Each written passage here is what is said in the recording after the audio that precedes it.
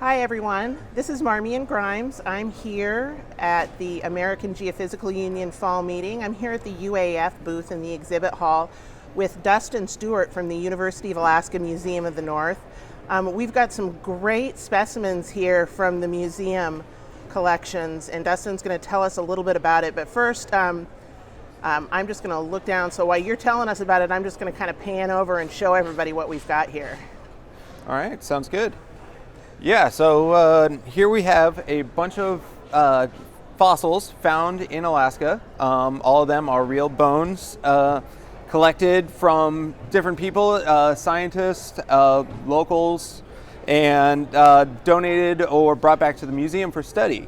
And we have two kind of ages here. We have Ice Age mammals of mastodons, mammoths, and bisons, and we have dinosaur bones from the North Slope of Alaska, and so that's way up near the northern coast. Actually, I believe these are around 15 to 20 miles south of the coast. So there were dinosaurs in Alaska at one point. Oh yeah, and these are actually the northernmost dinosaurs that have ever lived on land, because they since the time of the dinosaurs, these being the late Cretaceous, 70 million years old, Alaska has actually moved southward. These guys were roaming around at somewhere around 80 to 85 degrees north latitude. So that's equivalent with probably what now? That's north. That's Arctic Ocean. There's no land there right now. Yeah. Wow. Yeah. That's incredible. So this one on the end here is huge. What is that? Right. So what we have here is a mammoth humerus. So that was donated to the museum. A lot of these are very common, especially the large mammals that we find from the Ice Age. Alaska worked like a giant corral during the Ice Age. There was ice to the north and south, and then Canada was essentially a huge ice chunk. But the interior of Alaska was largely ice-free, so it kind of clumped together all these large animals to find them after they died. Interesting. And so what about this box of items right here in front of us? So yeah, here we have assorted dinosaur bones. They all come from a hadrosaur. These are the most common dinosaur bones found in Alaska, as long as you're not including birds. But they belong to the duck-billed dinosaurs that we know of, such as Edmontosaurus or Parasaurolophus. So what's that one there that's sort of club-shaped right this there? One, yeah. So this is the only one that is not a toe or vertebra. This is the end of a tibia of a very young animal. A lot of these bones that we find come from younger animals that we think may have gone through a event that wiped out the younger generation of a herd, but not the older ones. Yeah. Interesting. So we have a couple of teeth over here as well. Yeah, so these are two large elephant teeth. As you can see, they are very different from each other. One is a woolly mammoth and one is a mastodon. People often think of them as the same thing, but they are very different. A woolly mammoth has teeth that is more designed to munch on grass and softer things for grinding. So that's why it's kind of flat, really. Yeah, exactly. So that's why they're flat. And then a mastodon has these large ridges that help it munch on branches and woody material.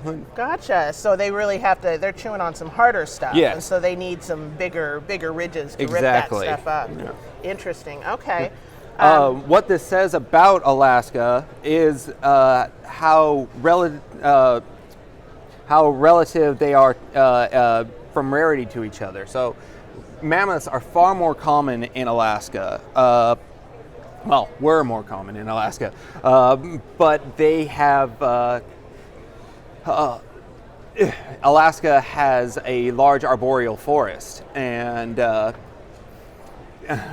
So they had a large forest, and that's That is present day. Present day, there is a gotcha. large Okay. arboreal forest there, and so there's nothing really for woolly mammoths to eat. We don't really have a lot of grassland. Right. But during the Ice Age, the landscape looked entirely different. It was essentially a huge grassland, much like we think of like the Midwest or something like that. Right. But so the mastodons weren't really well adapted for Alaska, whereas the woolly mammoths were. So Yeah. that's why they're far more common there. Oh, okay, I understand.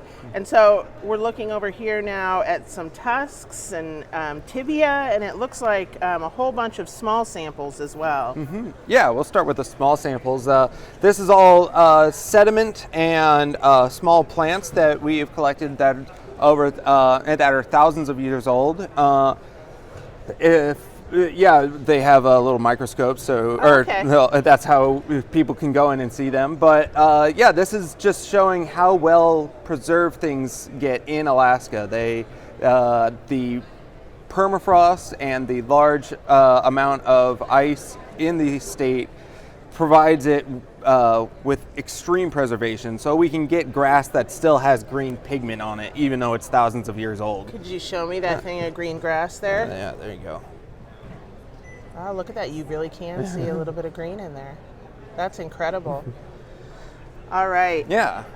And we have another leg bone, a tibia? Yeah. So here's a tibia from the hadrosaurs that we mentioned earlier. Yep. This is very heavy and very dense, but this is only a 3-year-old or a 3 to 4-year-old dinosaur. Wow.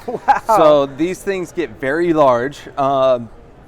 The most common hadrosaur we find in Alaska is Grunnelicukpekensis, which is the northern slope duckbill dinosaur. And is that what this tibia is probably from? Most likely, yeah. There are reports of other hadrosaurs, but by far the most common is a Grunnelik. Yeah. Okay. And then it looks like we have a mammoth tusk. Could you pick that up and show that to me as well? Yeah. This is the end of a mammoth tusk, so if you imagine, it goes a lot longer and it gets a lot thicker. But unlike other bones that we see in animals, tusks grow out in a conical shape, and they keep growing on each other. Oh, and so I should look in at the end at that? Yeah, and then you can see almost like tree rings. Look at that. Yeah. You sure can. Wow. So that they just grow, the layers grow right on top of each other? Yeah, absolutely. And then the other fun thing about this is kind of this wedge thing. It's smoothed out on the end here and kind of almost sharpened. That's a product of how these things lived, not it becoming a fossil, but they actually scrape the ground and move the snow and the dirt around to find the grasses and stuff, and they use their tusks to do gotcha. that. Okay. Yeah. All right. And then the last one is the one that's been a real hit at the booth here. This is a steppe bison Yeah. skull. I may have to step back so that you can get the steppe bison skull in the frame. Yeah, so here's a steppe bison. This is thousands years old, like the rest of the things here, except for the dinosaur bones. But what is interesting about this one is the amount of keratin still on the horns. And keratin is the same material that makes up our fingernails and hair. And normally it's the first thing to go. If you go and find a goat skull or a muskox, there's a good chance that it won't have keratin. That's from recent times. Right. So the fact that this thing is tens of thousands of years old, still has the keratin, is kind of how good the preservation is. Is that the permafrost? That again? is the permafrost in action, yeah. At the museum, we also have bisons that still show tongues, brains, hair, skin. Yeah, we had, the notorious blue babe. And we have a lot of genetic material from them. So that, I mean, in that way, I imagine the museum collections can be a great resource for scientists, not just visitors, but scientists can get lots of information from their work from the specimens Oh, you guys absolutely, have there. yeah. And we have a website database that anyone can go on. It's public, and it's called the Arctos database. I believe it's arctosdb.com. Is it linked off the museum website? Yes, it is. Yeah. Okay. And with this database, you can search any kind of taxa or age range or something that you might be looking for, and it will provide all the information that we have on those specimens. Yeah. Wow, awesome. Well, thank you, Dustin. I'm going to make sure I share that link in the video here so that folks can take a look for themselves if they want to. And for everybody here at the AGU Fall Meeting, you can come down to the UAF booth and take a look at all these specimens for yourself. All right, thank you. Thank you.